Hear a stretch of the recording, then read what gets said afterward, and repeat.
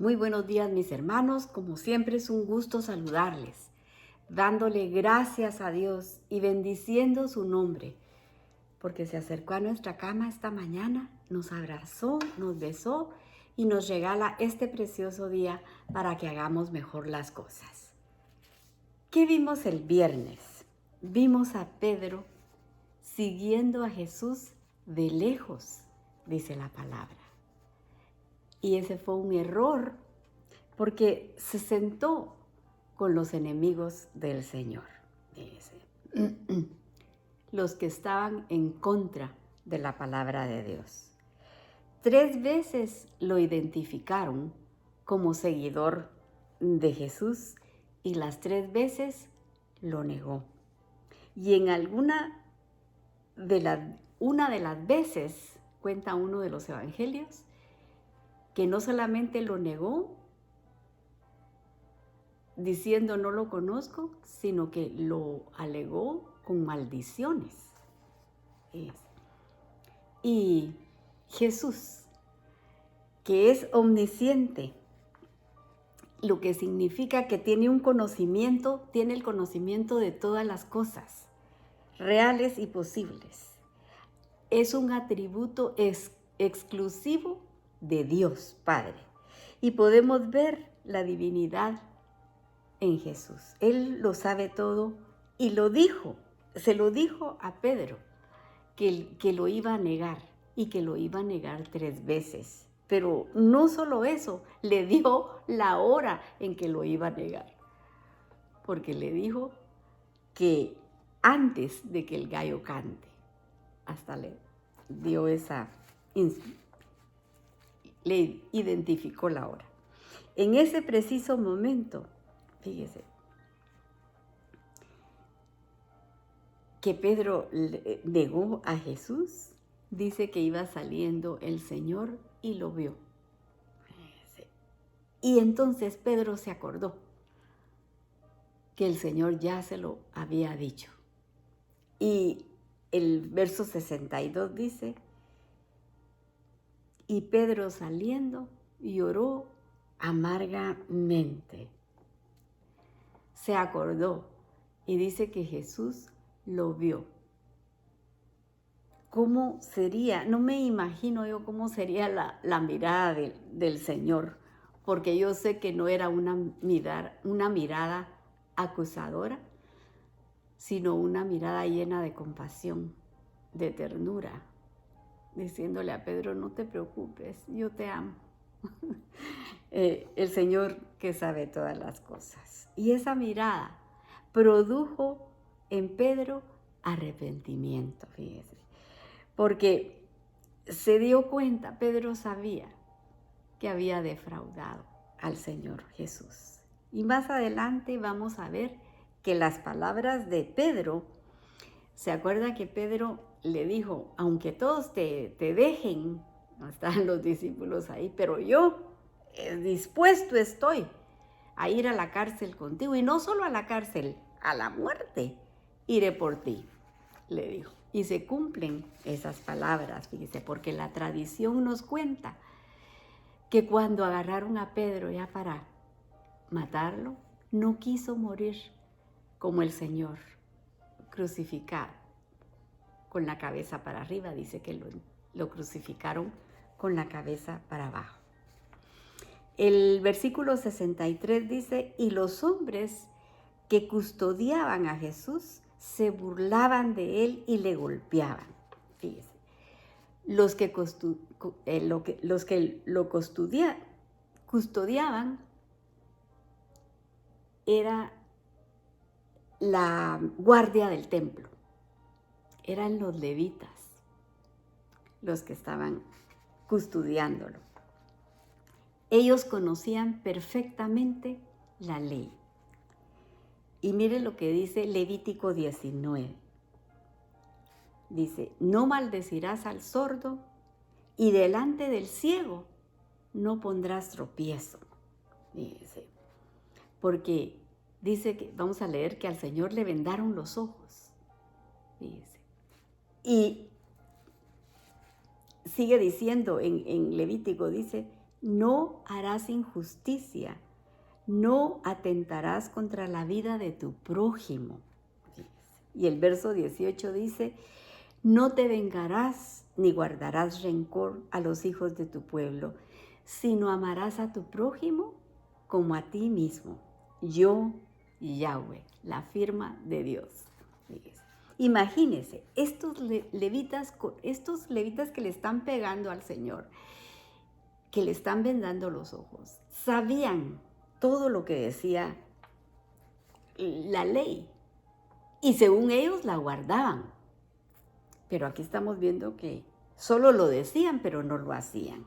El 64 dice, y vendándole los ojos, le golpeaban el rostro y le preguntaban diciendo, profetiza quién te ha golpeado. Y podemos ver cómo se cumple la palabra de Isaías. El capítulo 53, aquí le leo lo que dice el verso 3. Despreciado y desechado entre los hombres, varón de dolores, experimentado en quebranto, y como que escondimos el rostro, fue menospreciado y no le estimamos. Ciertamente, Él llevó nuestras enfermedades y sufrió nuestros dolores, y nosotros lo tuvimos por azotado, por herido de Dios y abatido. Mas Él herido fue por nuestras rebeliones, molido, porque le molieron el cuerpo con los latigazos que le dieron al Señor. Dice, mas herido fue por nuestras rebeliones, molido por nuestros pecados. El castigo de su paz, de nuestra paz, fue sobre Él, y por sus llagas fuimos nosotros curados. Todos nosotros nos descarriamos como ovejas, cada cual se apartó por su camino. Mas el Señor cargó con el pecado de todo el mundo. Angustiado y afligido, no abrió su boca. Como oveja fue llevado al matadero, y como oveja delante de sus trasquiladores, enmudeció y no abrió su boca. Esto que leímos, Isaías lo profetizó aproximadamente 760 años antes de Jesús, donde dice que iba a ser golpeado de tal manera que le iban a desfigurar el rostro. Leyendo todo esto, vemos la enseñanza del Señor Jesús, de cómo nosotros podemos vencer el mal. Porque estamos leyendo que Jesús respondió con silencio, poniendo la otra mejilla. Si el Maestro, nuestro amado Jesús, Él es nuestro guía, ¿hacemos nosotros las cosas que Él nos enseñó? ¿Cómo respondemos cuando alguien habla mal de nosotros o si nos hace de menos, si nos traiciona, si nos lastima? ¿Guardamos nosotros silencio o sacamos la espada? Preguntémonos a nosotros mismos, porque si nosotros somos de los que sacan la espada, yo le ruego a Dios, con todo mi corazón le pido, que hoy sea el día de cambiar la manera de pensar y de actuar. Que cuando estemos nosotros en una situación donde todo el mundo está contra de nosotros, podamos doblar la rodilla y pedirle a Él que nos ayude y que nos enseñe a guardar silencio, o si vamos a hablar, que Él dirija nuestras palabras.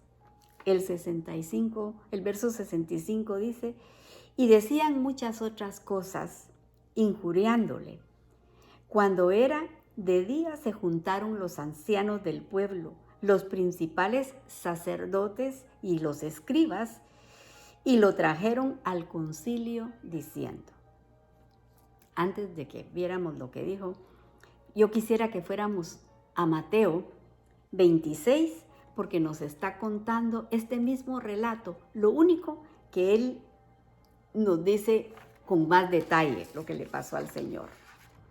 Mateo 26, 58 dice, mas Pedro le seguía de lejos hasta el patio del sumo sacerdote, y entrando se sentó con los alguaciles, con los que le estaban, para ver el fin. Y los principales sacerdotes y los ancianos y todo el concilio buscaba falso testimonio contra Jesús para entregarle a muerte. Mire, lo acusaban diciendo, él dijo que iba a destruir el templo y que en 3 días él lo iba a levantar. Fíjese, ellos no entendieron que de lo que él estaba hablando era de su cuerpo, pero ellos no lo entendieron. Y este grupo de 70 ancianos, sacerdotes, escribas, fariseos, eran los que componían el Sanedrín. El Sanedrín se formó en los tiempos de los macabeos y le dieron el nombre de Sanedrín, que quiere decir Senado de la Nación. Este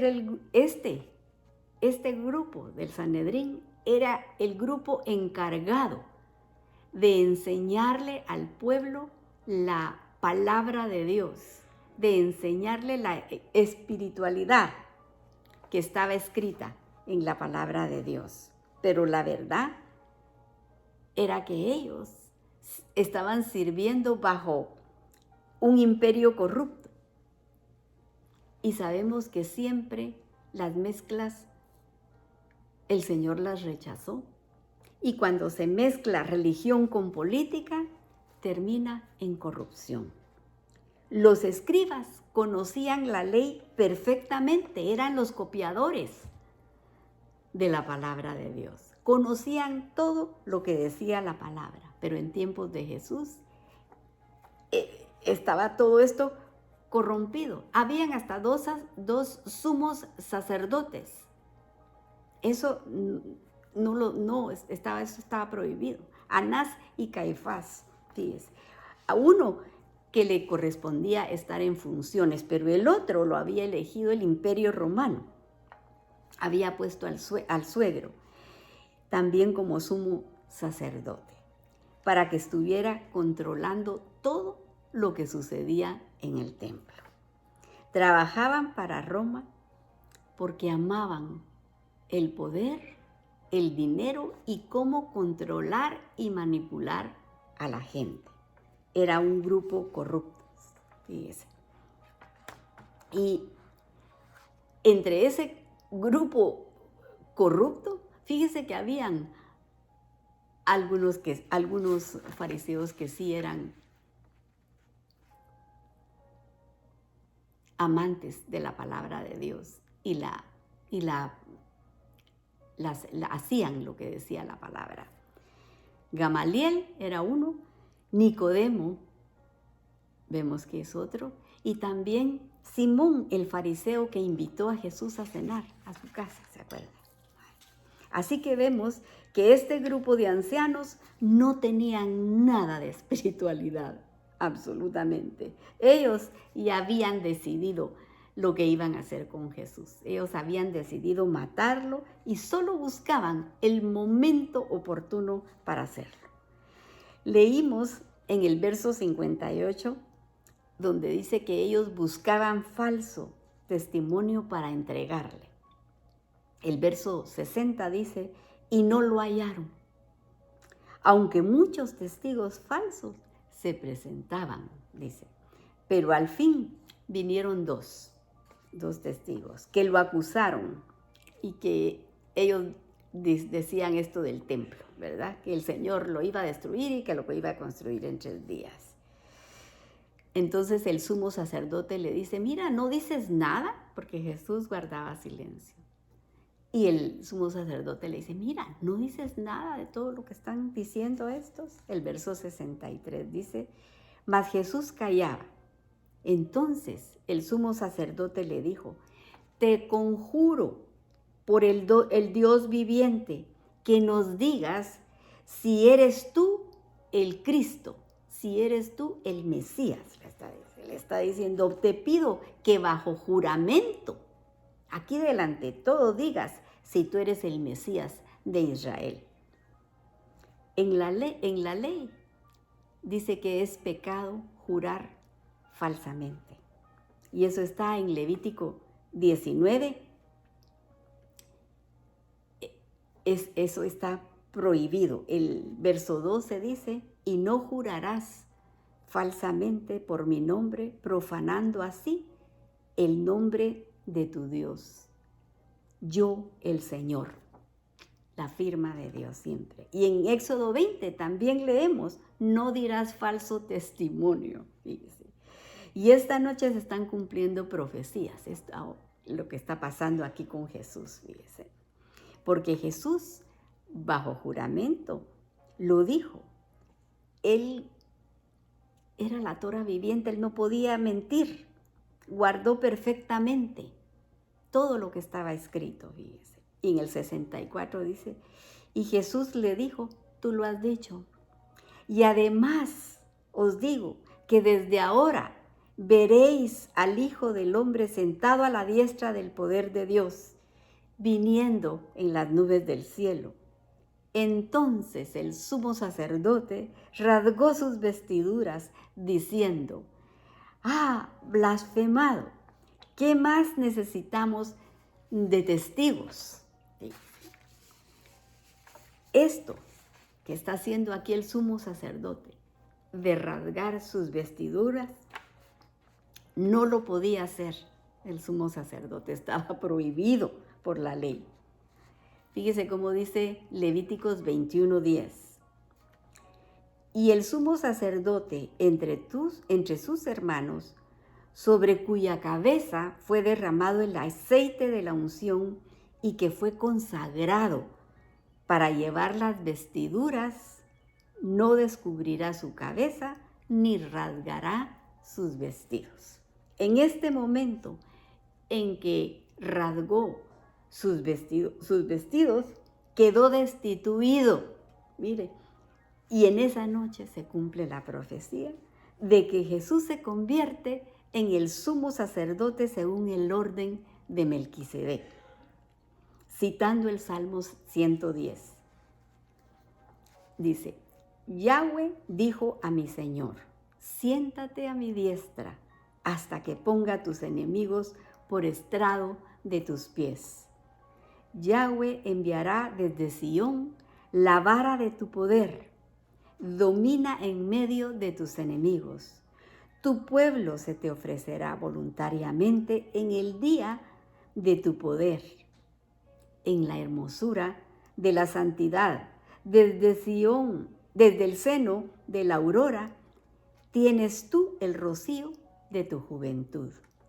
Juró Yahweh y no se arrepentirá. Tú eres sacerdote para siempre, según el orden de Melquisedec. Jesús fue declarado sumo sacerdote en el momento que Caifás rasga sus vestiduras. Y por juramento Jesús declara, yo soy el Mesías, el que se sienta a la diestra del Padre.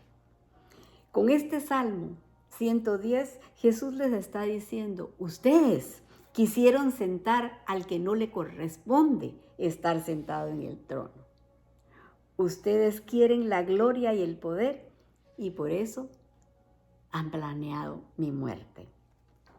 Y regresando a Lucas 22, el capítulo que estamos estudiando, dice, pero desde ahora, el verso 69 dice, pero desde ahora el Hijo del Hombre se sentará a la diestra del poder de Dios. Y dijeron todos, luego, ¿tú eres el Hijo de Dios? Y él les dijo, vosotros decís que lo soy. Entonces ellos dijeron, ¿qué más testimonio necesitamos? Porque vosotros mismos lo hemos oído de su boca. Fíjese. Con lo que estamos estudiando nos damos cuenta que todo, mire, el juicio del Señor fue ilegal. Todo lo que hicieron los sacerdotes fue ilegal. Porque dice que ellos buscaron a los testigos falsos y querían solamente hallar el momento preciso para entregarlo. Y vemos que aquí lo encontraron. Lo tengo que dejar aquí porque el tiempo me ganó, pero le vamos a dar gracias a Dios por las peticiones que nos ha contestado y las que están pendientes en estas páginas. Que el Señor únase aquí conmigo para que el Señor nos escuche y nos conteste pronto. Gracias te damos, Señor. Bendecimos tu precioso nombre y te agradecemos que nos hables verso a verso. Te damos gracias por la instrucción de tu palabra, Señor, porque es lo que alumbra nuestro camino. Y nos acercamos a ti para pedirte misericordia por las necesidades del pueblo y estamos orando por Israel, tu pueblo amado, para que pongas guardas alrededor de sus muros, pero Señor, rogándote que le quites el velo para que puedan decir, bendito el que viene en el nombre del Señor.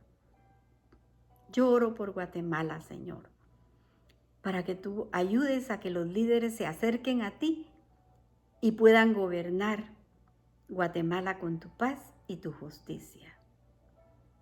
Y Señor, también te presento a Marvin, que está en coma. Yo te pido con todo mi corazón que tú, Señor, pongas tu mano ahí, que se haga tu voluntad.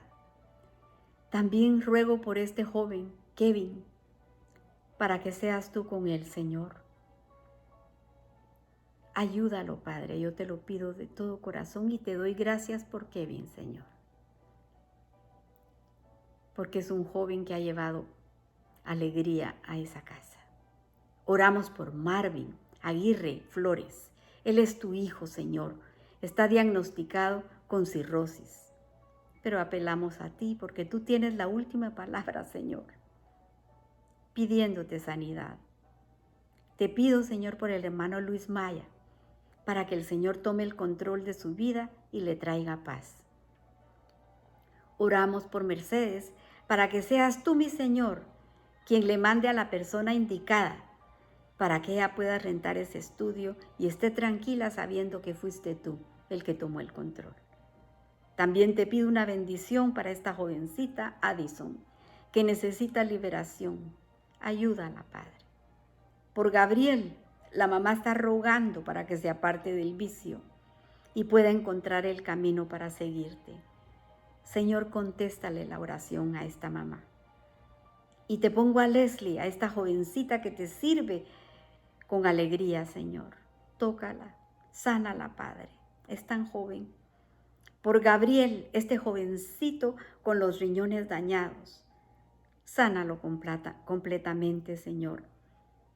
Pero al mismo tiempo te pedimos porque restaures el matrimonio de sus padres, Señor, y no permitas que el enemigo ponga ahí sus manos. Por Javier Fernández, Padre amado, yo te pido que lo ayudes. Tú conoces la situación. Protégelo, Señor, y toca el corazón de Alicia, llenándola de paz, para que ella vea que todavía haces milagros. Y ponemos entre tus manos a la hermana Angelita. Ayúdala con fortaleza, Señor, y salud. Ella es tu sierva. Por Dylan Morales, este jovencito con agua en el cerebro. Seguimos orando por él, Señor. Por Ivania Avellán, seguimos orando con fe, por sanidad para toda su familia. Y por Amparo Ortega, por su salud. Tócala, Señor. Y te estamos rogando por estas personas diagnosticadas con cáncer. Cecilia Moncayo con leucemia. Miguel Vides, diagnosticado con cáncer de próstata y huesos. Ten misericordia de ellos. Por Jennifer Menéndez, por Ana Bermúdez y Héctor Ahumada, con cáncer de hígado. Sánalo, Señor. Por José con cáncer de intestino. Por Carla con cáncer de ovario. Pon tu mano preciosa. Por Irma Fábregas y Luis Miguel García. Tócalo, Señor. sánalos, ayuda a estas familias que tanto te necesitan. Por Melania, que está en espera de un donante de riñón. Te pedimos que tomes tú el control de esto, Señor. Y ponemos a nuestros queridos hermanos Molina. Bendícelos con este viaje que hacen a Nicaragua, Señor. Que lleven amor para tanta gente necesitada, Señor. Para esos niños desamparados, para esos abuelos abandonados. Padre amado, llena a este matrimonio de tu amor y de tu misericordia, Señor. Y que este viaje que ellos están haciendo, que este viaje vaya lleno de tu amor, Señor, para esta gente. Y por este grupo de jovencitas de Honduras que están siendo evangelizadas, las apartamos para tu reino. Y los jóvenes que nos escuchan a través del internet, Señor, atráelos a ti. Ellos son el futuro de la iglesia, Padre, llámalos por nombre. Y te pido que bendigas a los emprendedores, estas personas que quieren salir adelante con trabajo. Ayúdalos, Señor. Y te pongo a mis hermanas, a la Clarita, que necesita un milagro en su cuerpo, Señor. Tócala, Padre, dale riñones nuevos. A la Raquelita, destápale las arterias, Señor. Ayúdala con la alergia. A la Carol, a la Susi, mándales ángeles, Señor, ministradores, que las cuiden y que las ayuden, Padre Santo. Por Audrey, sánala, Señor. Ella es tu sierva. Por mi hijo Francisco, te agradezco que estés a su lado. Por Jordan, Señor, para que la mantengas rodeada de tus ángeles, que la cuiden y que la defiendan y que le recuerden lo que aprendió de niña, Señor, para que no se salga del camino. Por Héctor Trabanino, por Leslie, que vuelvan en sí, que despierten y que corran al oír tu voz, para que puedan entrar y cenar contigo. Sé tú preparando a Pablo para que te sirva en tu ministerio. Por Aarón, Señor, enséñale por las noches. Por los matrimonios, tú estableciste la familia, bendícelos, Padre. Y por la audiencia de Guatemala, Centro y Suramérica, mandamos la bendición de tu palabra. Y si alguien escuchó y tocó su corazón, yo le aconsejo que se arrepienta de sus pecados, que le pida perdón a Jesús, para que sea Él quien le guíe y lo enseñe, y pueda heredar así la vida eterna, porque todo lo hemos pedido en el precioso nombre de tu Hijo amado Jesús.